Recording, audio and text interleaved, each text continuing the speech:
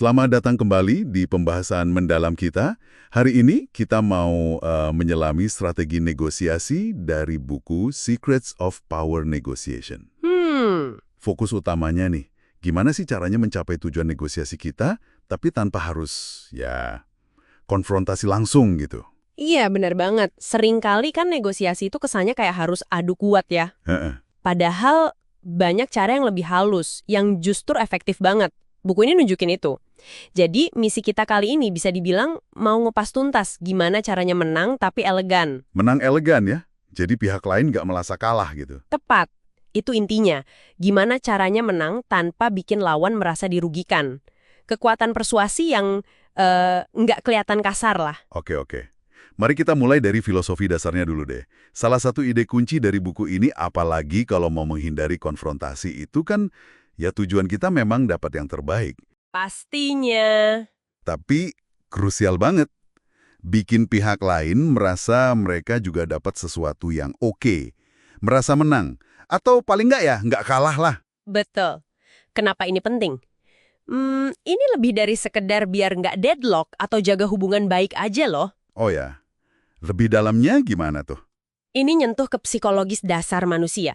Jadi kalau orang merasa dihargai, nggak dikalahin gitu, mereka itu cenderung lebih komit sama hasil dealnya. Jadi mereka merasa ikut punya andil gitu ya? Persis. Jadi kesepakatannya lebih kuat, lebih langgeng, bukan cuma basa-basi. Oke, paham.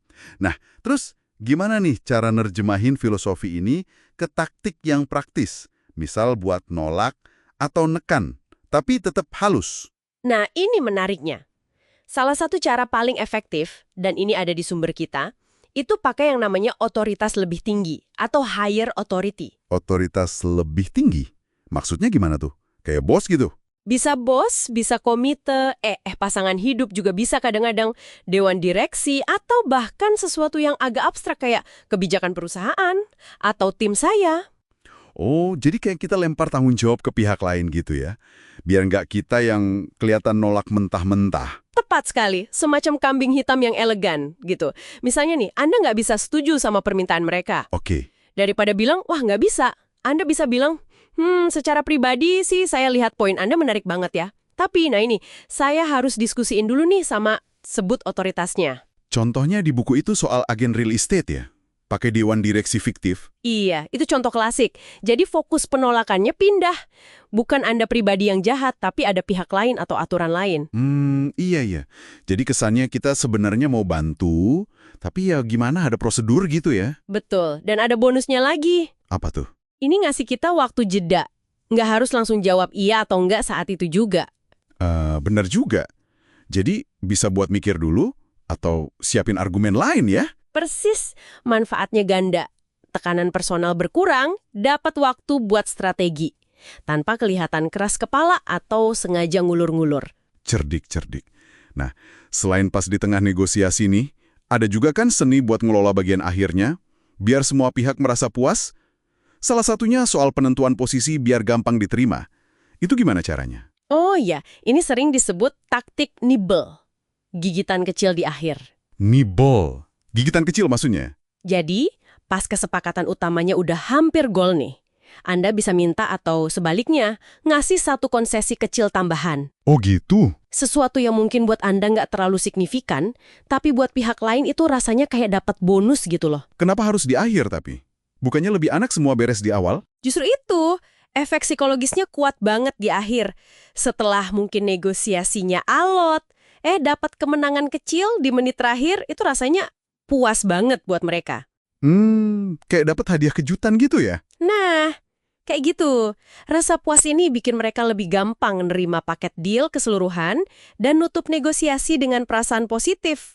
Padahal mungkin secara total, Anda yang lebih untung. Menarik nih strategi di akhir ini. Selain gigitan kecil tadi, ada juga jebakan umum ya soal kompromi di akhir. Yang soal bagi dua selisih atau split the difference. Bukunya ngasih pandangan khusus soal ini kan? Banget. Khusus dan tegas malah.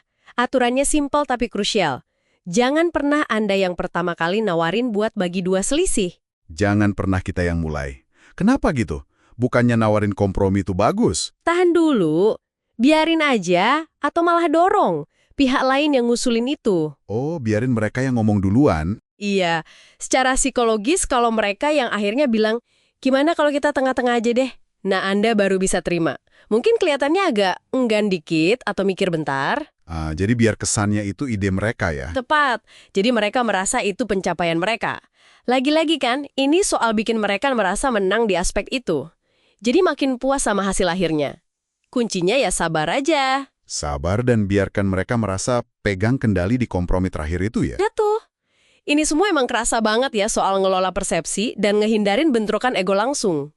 Ada contoh lain nggak yang pakai tekanan nggak langsung juga? Ada dong. Strategi klasik yang mungkin sering kita lihat di film atau baca. Orang baik, orang jahat.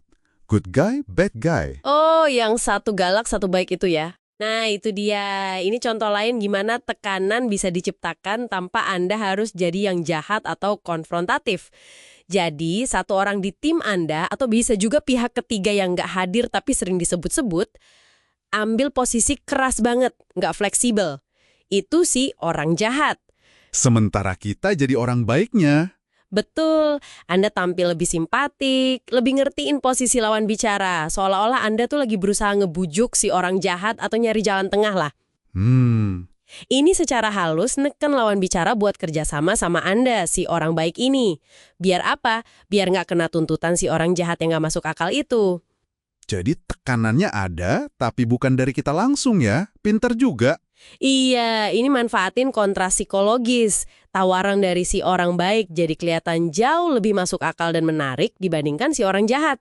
Oke, jadi kalau kita tarik benang merahnya dari semua ini. Yang nggak langsung, itu malah lebih ampuh.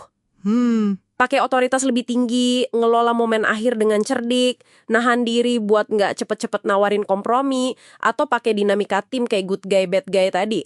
Tujuannya sama ya? Tujuannya sama, dapat hasil optimal tapi sambil jaga hubungan dan meminimalkan konflik terbuka. Ini seni menang tanpa bikin lawan merasa kalah. Bener-bener seni. Wah, ini bener-bener ngubah cara pandang soal negosiasi ya. Nah, sekarang nih, untuk Anda yang dengerin, coba direnungkan sejenak negosiasi terakhir yang Anda alami. Iya. Mau itu besar atau kecil, coba ingat-ingat lagi. Ada nggak sih momen di mana pendekatan yang lebih halus kayak yang kita bahas tadi, mungkin pakai pihak ketiga, atau kasih kemenangan kecil di akhir, bisa jadi ngubah dinamika atau bahkan hasilnya jadi lebih baik tanpa perlu adu urat. Sesuatu buat dipikirin lebih lanjut tuh. Betul, sesuatu untuk Anda pikirkan. Sampai jumpa di pembahasan mendalam kita berikutnya ya.